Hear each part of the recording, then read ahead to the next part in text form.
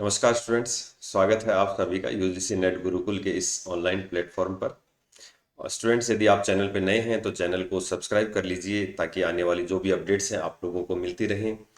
दिसंबर 2025 UGC net की तारीखें धीरे धीरे नज़दीक आ रही हैं, तो अपने एग्ज़ाम्स के अकॉर्डिंग अपनी तैयारी को और बेहतर ढंग से कीजिए। और इस तैयारी में आप लोगों के लिए जेआरएफ अड्डा काफ़ी महत्वपूर्ण साबित होगा। यदि आप हमारे इस ऑफिशियल ऐप को डाउनलोड करते हैं तो आप लोग यहाँ से पेपर फर्स्ट और पेपर सेकंड की तैयारी बहुत बेहतर ढंग से कर सकते हैं।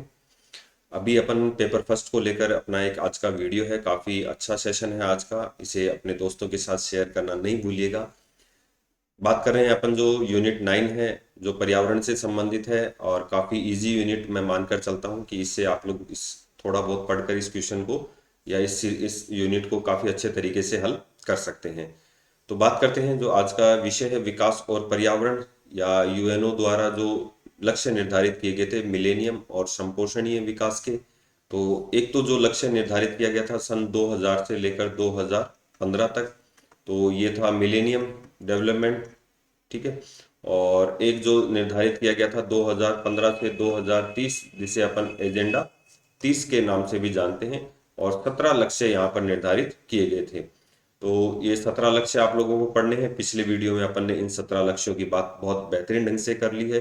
और इधर जो निर्धारित किए गए थे पहले, ये 8 लक्ष्य निर्धारित किए गए थे, ये भी काफ़ी इंपॉर्टेंट है, आप लोगों को पढ़ने हैं। अभी अपन जो क्वेश्चंस हैं उनके माध्यम से भी इनको थोड़ा सा और बेहतर ढंग से समझने का प्रयास करेंगे।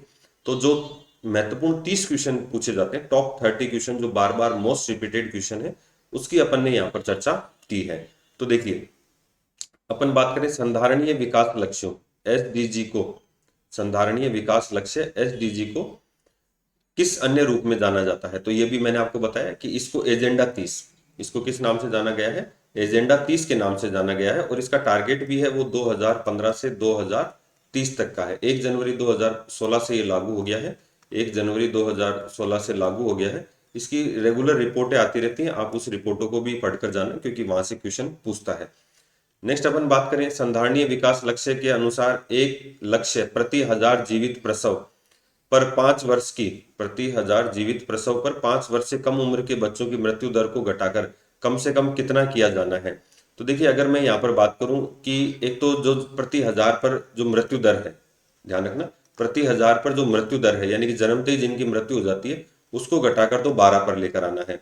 और यहाँ पर जो 5 वर्ष तक की आयु में जो बच्चे जिनकी मृत्यु हो जाती है 5 वर्ष तक की उम्र में, उसको घटाकर 25 करना है। अभी जो भी है उसको घटाकर यहाँ पर 25 करने का टारगेट रखा गया था, यानी कि स्वास्थ्य में सुधार करना था। नेक्स्ट अपन ये 2020 की रिपोर्ट के अनुसार है कि 2020 की एसडीजी जो रिपोर्ट थी, सूचकांक के आधार पर सर्वोच्च स्थान वाला देश कौन सा है, तो इसका जो राइट आंसर हो जाएगा वो स्वीडन हो जाएगा। 2021 की रिपोर्ट के आधार पर फिनलैंड था, 2021 की रिपोर्ट के आधार पर फिनलैंड था। तो ऐसे ही अपन आपको बार बार जो आगे की जो अपडेट्स है उसके अनुसार अपने टॉपिक को, इसमें जो पहला स्थान प्राप्त करने वाला देश है, इसको याद कर जाना है। नेक्स्ट अपन बात करें, ये पुराना वापस रिपीटेड क्वेश्चन है, संधारणीय विकास लक्ष्यों एसडीजी को प्राप्त करने का जो लक्ष्य वर्ष था वो कौन सा था, तो ये सीधी सी बात है, ये 2030 इसका लक्ष्य यहाँ पर रखा गया था। नेक्स्ट अपन बात करें संधारणीय विकास लक्ष्य 3 के अंतर्गत, जो तीसरा लक्ष्य है जिसमें जो मृत्यु दर भी घटानी है, मानव का जो अच्छा स्वास्थ्य और तंदुरुस्ती, वर्ष 2030 तक असंक्रामक बीमारियों से असामयिक मृत्यु संख्या का प्रतिशत घटाया जाना चाहिए। तो ये 50% की अपने को कमी लेकर आनी है, जो अकाल मृत्यु हो जाती है मनुष्य की असंक्रामक बीमारियों के कारण, उसको घटाकर 50% यहाँ पर लेकर आना है। नेक्स्ट, ये काफी अच्छा क्वेश्चन है, मैंने आपको पहले भी कहा है कि अपने को इन लक्ष्यों को याद करके जाना है। मिलेनियम डेवलपमेंट जो एजेंडा है उसमें सहस्त्राब्दी विकास लक्ष्य जो गोल है कि लक्ष्य 7 के, इसमें देखिए एक तो वैश्विक ताप वृद्धि पर नियंत्रण बिल्कुल नहीं, यहाँ पर नहीं है। आधुनिक ऊर्जा की सब तक पहुंच है, बिल्कुल ये राइट आंसर हो जाएगा। और नवीनीकरण ऊर्जा की वैश्विक प्रतिशतता में वृद्धि करना बिल्कुल, वायु प्रदूषण को कम करना नहीं, और ऊर्जा क्षमता को दोगुना करना। तो इसका जो राइट आंसर हो जाएगा ये बी, सी और ई।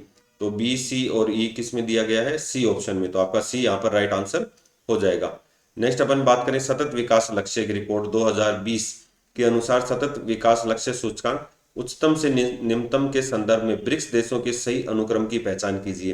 तो ब्रिक्स जो इनके 5 देश थे, इनके पहले नामों के आधार पर इसको ब्रिक्स नाम दिया गया। तो ब्राजील, रसिया, इंडिया, चाइना और श्रीलंका, वो सॉरी साउथ अफ्रीका। ये ब्राजील हो जाएगा, ये रसिया हो जाएगा, ये इंडिया हो जाएगा, ये चाइना हो जाएगा और ये साउथ अफ्रीका। वर्तमान में 4 देश और शामिल किए गए हैं इसके अंदर, तो 5 प्लस 4 9 सदस्य हो गए हैं। और अभी सऊदी अरब की इसमें देखते हैं ये कब तक इसमें शामिल होता है। तो इसमें जो पहला स्थान था वो ध्यान रखना चीन का था, पहला स्थान यहाँ पर चीन को दिया गया था। और जो सेकंड स्थान था वो ब्राजील का था। भारत इसमें सबसे लास्ट में था। तो पहला और जो तीसरा चौथा जो स्थान था वो था दक्षिण सॉरी पहला दूसरा, ठीक है, और तीसरा स्थान जो था वो रूस का था। तीसरा स्थान रूस का, चौथा साउथ अफ्रीका का और पांचवा भारत का। तो इसका जो राइट आंसर हो जाएगा, सही विकल्प का चयन कीजिए तो ए, क्योंकि उच्चतम से निम्नतम बताना है तो सबसे कम भारत का है और सबसे ज्यादा चाइना का है। चलिए नेक्स्ट, सतत विकास लक्ष्य। सतत विकास लक्ष्य जो इसका 12 है, सतत उपभोग और उत्पादन के तहत खुदरा और उपभोक्ता स्तरों पर प्रति व्यक्ति खाद्य अपशिष्ट को निम्न द्वारा कितना प्रतिशत कम करने का लक्ष्य रखा गया है। तो देखिए प्रति व्यक्ति जो खाद्य अपशिष्ट हो जाता है, भोजन बेकार हो जाता है, इसको घटाकर कितना प्रतिशत करना है, इसको आधा करना है यहाँ पर। तो हाफ करना है, इसका राइट आंसर इसका हाफ हो जाएगा। नेक्स्ट अपन बात करें, ये भी वही लक्ष्यों को है, तो जिसको लक्ष्य याद है वो क्वेश्चन आराम से इसको सोल्व कर सकता है। तो सहस्त्राब्दी जो विकास लक्ष्य है तो इसमें से संबंधित है। एक तो देखिए इसमें मातृ के स्वास्थ्य में सुधार करना है, बिल्कुल मातृ स्वास्थ्य में सुधार करना है। ओजोन परत के क्षरण को नियंत्रित करना है, तो ये ओजोन परत के क्षरण को नियंत्रित नहीं करता है। तो देखिए जहां पर ओजोन परत है वो तो गलत हो जाएगा, ये दोनों में बी है, तो ये दो आंसर हमारे गलत हो जाएंगे। स्मार्ट सिटी की अवसंरचना को सृजित करना, ये भी नहीं है। तो सीधी सी बात है, ए, सी और लैंगिक समानता को बढ़ावा देना और मलिन बस्तियों में रहने वाले लोगों के जीवन में सुधार करना। तो ए, सी और ई हमारा राइट आंसर हो जाएगा। तो देखिए आप इसके तहत भी कर सकते हैं कि ओजोन परत के लिए तो अलग से मॉन्ट्रियल प्रोटोकॉल था और स्मार्ट सिटी के लिए अलग योजनाएं हैं। तो ये सहस्त्राब्दी विकास का लक्ष्य नहीं है। नेक्स्ट अपन बात करें, संपोषणीय विकास लक्ष्य जल के नीचे जीवन का किसके संरक्षण एवं संपोषणीय अनुप्रयोग हेतु अपेक्षित है। तो इसमें देखिए जो राइट आंसर हो जाएगा ये महासागर, समुद्र और समुद्री संसाधन इसका राइट आंसर हो जाएगा। यानी कि समुद्र के नीचे जो जीवन है या जल के नीचे जो जीवन है, जैव विविधता है, उसको संरक्षित करना है अपने को यहाँ पर। नेक्स्ट अपन बात करें, ये महत्वपूर्ण क्वेश्चन है कि सहस्त्राब्दी विकास लक्ष्यों के लक्ष्य जो सेकंड है, इसके अंतर्गत संयुक्त राष्ट्र संघ के सदस्य देशों को वर्ष 2015 तक हर जगह से बच्चे जो बालक बालिकाओं द्वारा निम्नलिखित में से कौन सा पाठ्यक्रम सुनिश्चित पूरा किया जाना सुनिश्चित है। तो ध्यान रखना इसमें प्राथमिक शिक्षा है, जो दूसरा ही लक्ष्य है, इसमें प्राथमिक शिक्षा को क्या करना है, पूरा करना है। नेक्स्ट अपन बात करें, निम्नलिखित में से कौन सा मुद्दा नहीं है जिसका सहस्त्राब्दी विकास लक्ष्यों के तहत समाधान किया जाना था। तो देखिए शिशु मृत्यु दर था, पर्यावरणीय समर्थनीयता था, प्राथमिक शिक्षा था। तो इसका जो नहीं था वो मानव अधिकार था, क्योंकि मानव अधिकारों के लिए यूएनओ ने अलग से घोषणा की थी।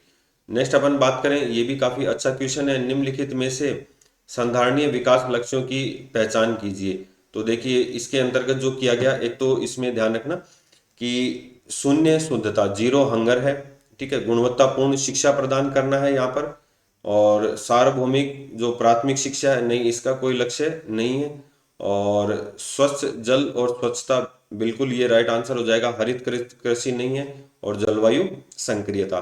तो 1 2 4 और 6, 1 2 4 और 6, तो इसका जो राइट आंसर है वो ये हो जाएगा, 1 2 डी इसका राइट आंसर हो जाएगा।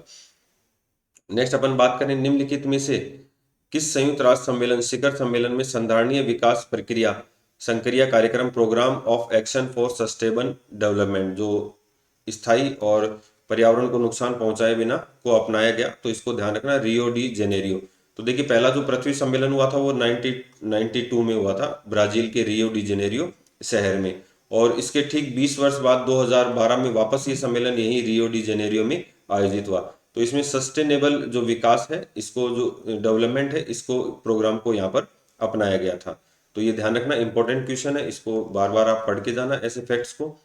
नेक्स्ट अपन बात करें, भारत के संबंध में ये क्वेश्चन पूछा है, भारत में 20वीं शताब्दी के मध्य में प्रभावी रही प्रतिभा पलायन समस्या निम्नलिखित में से किस पक्ष का परिसूचक है। तो भारत में उच्च अध्ययन और शोध हेतु पर्याप्त संसाधनों का अभाव है, बिल्कुल ये इसका राइट आंसर है। विकसित देशों की उस स्तर पर प्रतिभा क्रय की क्षमता जो विकासशील देशों के वश में नहीं है।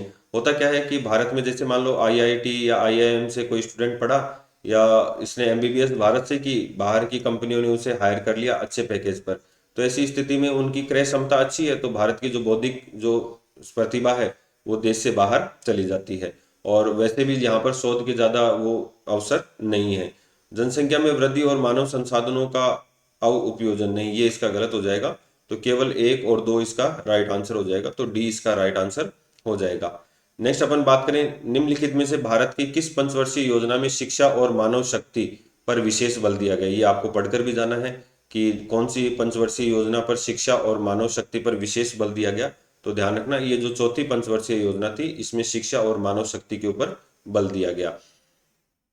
नेक्स्ट अपन बात करें कि 2 वाक्य दिए गए हैं, अभिकथन ए और युक्ति आर दी गई है। इन 2 वाक्यों के संदर्भ में नीचे दिए गए विकल्पों में से सही विकल्प का चयन करना है। तो अभिकथन ए है, सतत विकास मानव समाज के कल्याण के लिए आवश्यक होता है।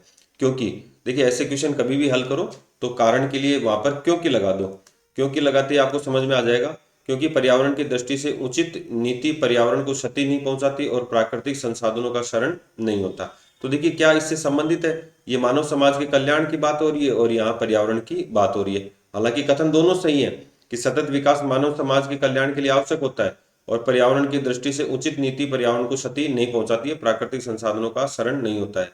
तो दोनों सत्य तो हैं लेकिन एक दूसरे की व्याख्या नहीं करते हैं, तो इसका बी राइट आंसर हो जाएगा।